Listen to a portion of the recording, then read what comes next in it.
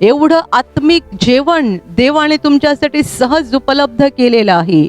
तुम्ही ही गोष्ट किती गांभीर्याने घेता. कितीतरी लोक मोबाईलमध्ये प्रार्थना सुरू आहे तरी सुद्धा त्यांना पाहायला वेळ नसतो.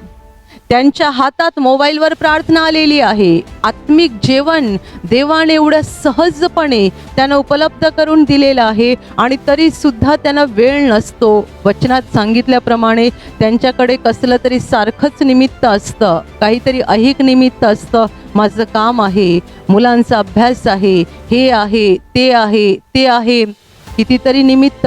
ब्रदर म्हणायचे की सैतानाकडे निमित्ताचा मोठा कारखाना आहे. कारखाना, प्रचंड मोठा कारखाना आहे. तुमच्याकडे शेकडो निमित्त असू शकतात. कशासाठी? आत्मिक मेजवानी टाळण्यासाठी.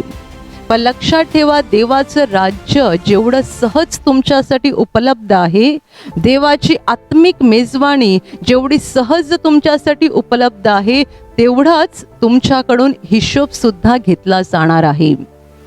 तेवढाच तुमच्याकडून हिशोब सुद्धा घेतला जाणार आहे. प्रभू न्यायाच्या दिवशी तुम्हाला विचारणार आहे, एवढ्या सहज मी तुला ताट वाढला होता, तू का जेवण केलं नाहीस? एवढ्या सहज मी तुझ्यासमोर आत्मिक मेजवानी ठेवली होती, तू का जेवण घेतलं नाहीस?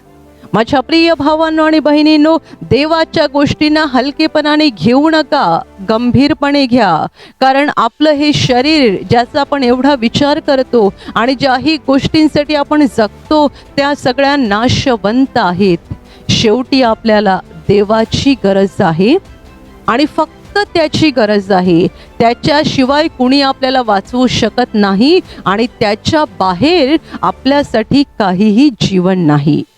जेव्हा तुम्हाला आत्मिक मेजवानीचं आमंत्रण असतं तेव्हा पहिलं तुम्ही स्थान आत्मिक मेजवानीला दिलं पाहिजे. ऐहिक गोष्टी नंतर, त्या तुम्ही नंतर करू शकता. तुमच्या नातेवाईकांना तुम्ही नंतर मदत करू शकता. तुमच्या नातेवाईकांकडे तुम्ही नंतर भेटीला जाऊ शकता. तुमचा कामधंदा तुम्ही नंतर करू शकता.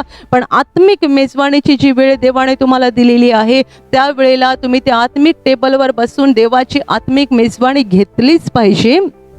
जर तुम्ही अशा रीतीने गंभीरपणे देवाच्या आत्मिक मेजवानीमध्ये सहभागी होत असाल तर निश्चितपणे तुम्ही निवडलेल्यांमध्ये प्रवेश कराल आणि मग अनंत काळ देवाच्या राज्यात, देवाच्या घरात त्या आत्मिक मेजवानीचा आनंद उपभोगत राहाल.